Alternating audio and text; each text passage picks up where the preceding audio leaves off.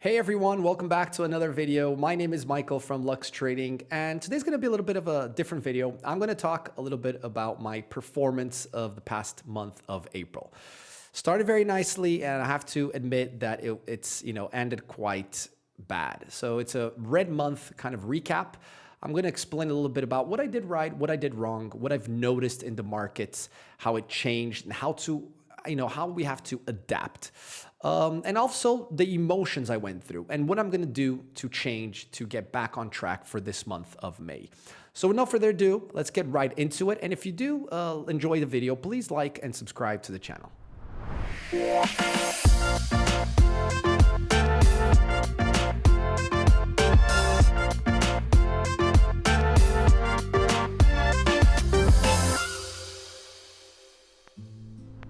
Okay, so getting started here, going back to like the title of the video, red month for myself, not very proud of it. Honestly, I create a lot of videos, content regarding risk management, being calm and collected, emotions, the psychology of trading, when not to trade, a bunch of stuff.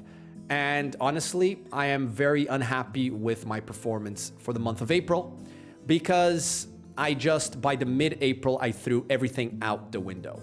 Everything I tell students, that I tell friends, colleagues in the trading world, that we talk every day about, I just kind of ignored everything. We are humans. In the end of the day, it could happen, and it does happen. But it's very important, and when you fall, how you're going to get up, what you're going to do to change it. Because as a profitable trader, for me, this is not a game. This is not a hobby. I'm not a gambler, but I have to, and I'm going to get into it, how I felt like I became a little bit of, a gambler, how I revenge trade from the middle of April to the end. So month of April for me, as a lot of you know, first and foremost, I'm a stock trader. I do dabble with other asset classes, but mainly I trade US stocks, and I trade small caps, medium caps, and large caps. I like small caps because of the volatility. I like when there's a catalyst, when there's relative volume, you can get, 50 to 100, 150, 200% movers in one day. And I do tend to, do quite well in them.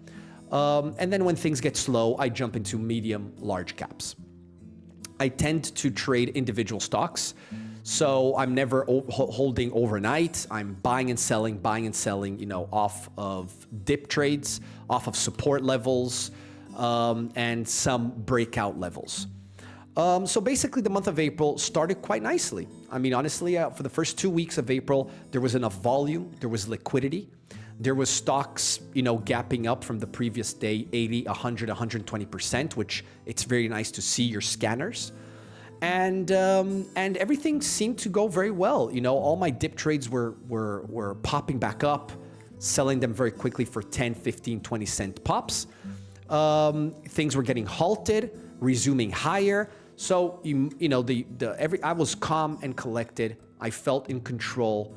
I wasn't sizing too much. I was kind of, because the markets aren't too hot. So I was maybe using 70% of my size, 60, 70% of what I normally tend to trade with. But then something very interesting happened in the end of the second week of April. And that's when things start, I was kind of in the backside of my profitability, and I started giving back my profits. And it was just basically day after day after day. I tend to say this a lot in other videos, that it's important for us to adapt to the markets, right? Just because something is working now, it doesn't mean it's going to work the following day or the following week or the following month. So, you have to have tools, and you need to know when to use them, right? So I was mainly, the first 2 weeks, I was buying dip trades off of key support levels, and selling the pops and breakout levels, okay? I continued doing the same thing throughout the month of April, and that's what I didn't do. What I did, instead of listening to what I teach and listening to what I recommend, is adapting to the market. I've noticed in the second week of April, the end of the second week of April, volume disappeared. Dip trades were not being bought up. Things were just kind of selling off. Because I'm a long bias trader, by the way. So I noticed that there was a lot of walls to get through, a lot of bag holders. So you couldn't, stocks were not moving up too hard, too quickly. But still, I wasn't adapting. I was trading with the same share size, very wrong from my part. I was trading with the same risk management, and I was using the same strategies. And at this point, I gave back in the third week of April. I gave back about 70% of all my profits made in the first 2 weeks. So for me, that was devastating. Even though I'm a profitable trader, us as traders, we are here and, we dedicate ourselves to this. And sometimes it's important to tell yourself, if there's nothing out there, don't trade. And that's what I should have done. I should have adapted to the sentiment of the market. The market was changing. Volume was disappearing. The SP 500 was pulling back. And that, should have given me an idea of, just chill, relax, live to trade another day, and just protect your equity. And instead of doing that, I had a big loss. I gave back about 70% of my profits. And the next day I was triggered. I thought I was in control, but I was triggered. I was doubling down. I was over trading. I paid a lot in commissions, by the way. And, I just threw everything I know out the window, and I ended quite red for the month of April. So I'm very unhappy about this. And this is something that I want to remind a lot of you. And, I don't know how many of you could, feel that you're in this situation. And sometimes you get in this snowball that you're just constantly back to back red and red and red. And you want to get back to where you were just a few days ago, a few weeks ago, and it just feels impossible. And one of the things that I'm going to do for the start of this month is that I've, put in my share size down to half. I am just looking for A+ setups. So, if I only take one trade, I take one trade. If I don't see anything, I'm not going to trade. And this is something very important to also practice your discipline. Trading and successful traders, we are disciplined. And sometimes this could happen to the best of us, but you need to know how to get back on the horse and know how to ride it. So myself, I am, calm and collected. I feel that I'm in control. I actually took, the first few days off of trading for the month of May. And today, it's Friday. I'm going to look into this market and see exactly how it's going to look. If it doesn't look good, I'm going to wait for the next week and see how it goes from then. So, this is a great moment. What I am doing personally, I'm going back to, I mentioned to a lot of you, record your trades. It's extremely important because when you are in this red streak, when you are going through a rough patch, it's so important to go back to your stats. Look at your statistics. What are you doing that you're not doing well? And what were you doing well when you were green? So you have to find these kind of pieces and create a puzzle and put it all together. First and foremost, take a few days off. Relax your mind. Forget the drawdown. You need to pass and you have to move forward. Okay, you have to fall forward. So basically, go back to your stats, take a few days off, and then look and record. And, if you have recorded your trades, look into your trades, find out what you were doing wrong, right? Were you over trading? Because that's what I was doing. I was over trading. Were you buying with too much size when there's no liquidity? So it's hard to get in, it's hard to get out. And that's maybe one of the big errors. Because simply, and this is one thing I want to say, when I look at my stats of April and when I look at my videos, I noticed that it was only 4 days that really ruined my whole month. It wasn't the last full 2 weeks. It was really 4 days that I just punched with too much share size. I was buying in areas that I shouldn't be buying because I was thinking of the losses and I wanted to recoup them because I was doing quite well for the first 2 weeks, and they just snowballed. So, it's important to record your videos. You're going to learn so much about how you're trading, how you're executing, your thought process, what you're looking at. You're seeing the price action, and you can actually, find out a lot of important information, what not to do, right?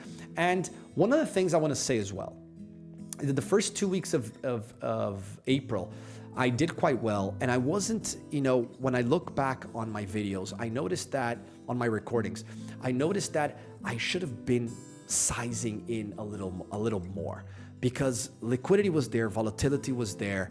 The key support levels were being bought up really, really nicely. I mean, it was amazing. And when I saw my recaps, I would say to myself, why wasn't I taking 4,000 shares in these trades?